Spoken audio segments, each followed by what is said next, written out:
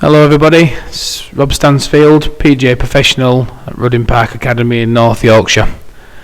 And today I'm just going to show you a couple of videos of one of my clients who I've been working with on the new Swing Catalyst software.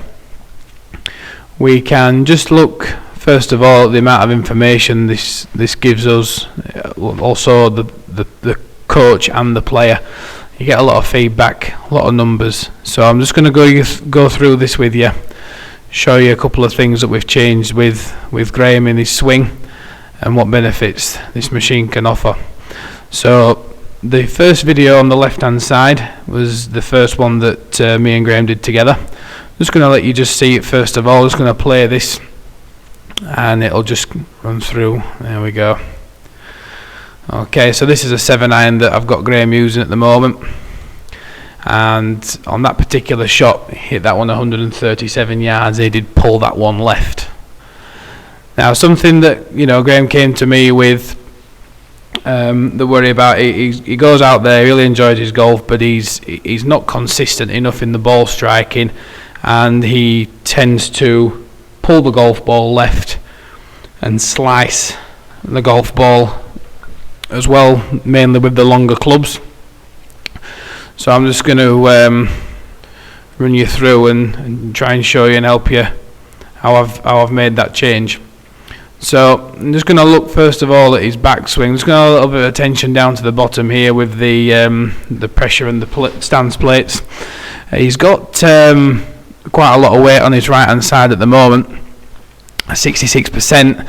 Okay, we want to try and get that up a little bit. We'll look around about 75 to be a very efficient number, but 66 is quite a good effort for Graham there. And as he comes back into the golf ball towards impact, you'll notice there the ball's being struck and there's actually only 54% of his weight on his left side. Now what you're going to also see now, if we're looking at this number here, it's probably going to start now to decrease and go lower.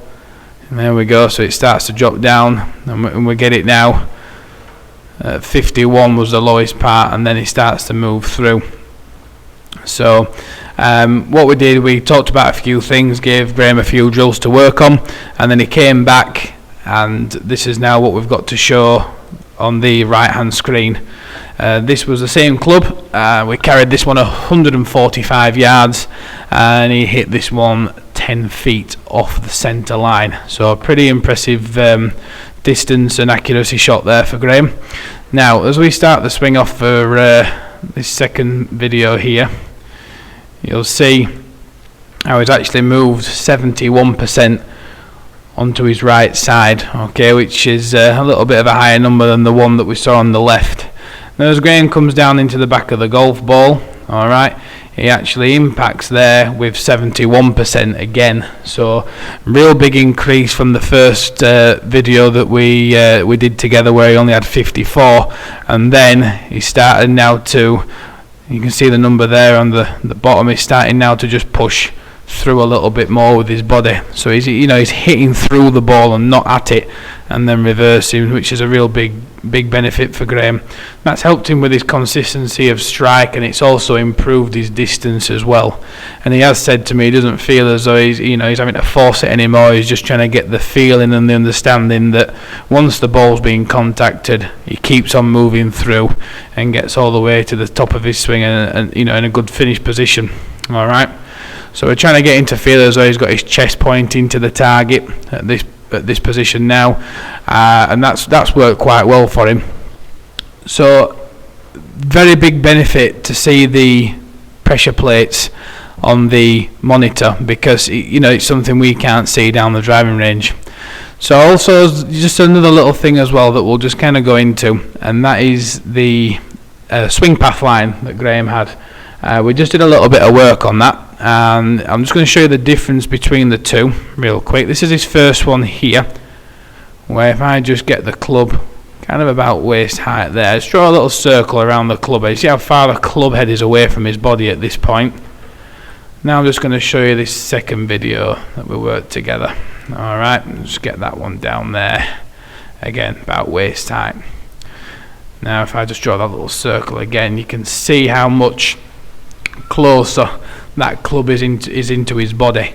So he's now really trying to get the feeling that he's driving the club more on the inside. That's to get him away from this over the top out to in path line, which can cause him the problems on the golf course, and that's been working real well for him lately. So that's really good to see.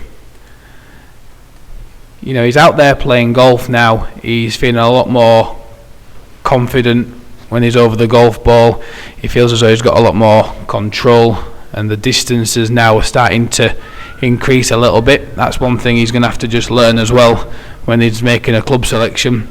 But all in all, he's been really happy to see the difference in the two swings, and you know, he's very much now being able to play to the handicap that he's got, and he wants to improve and get himself into a good start next season.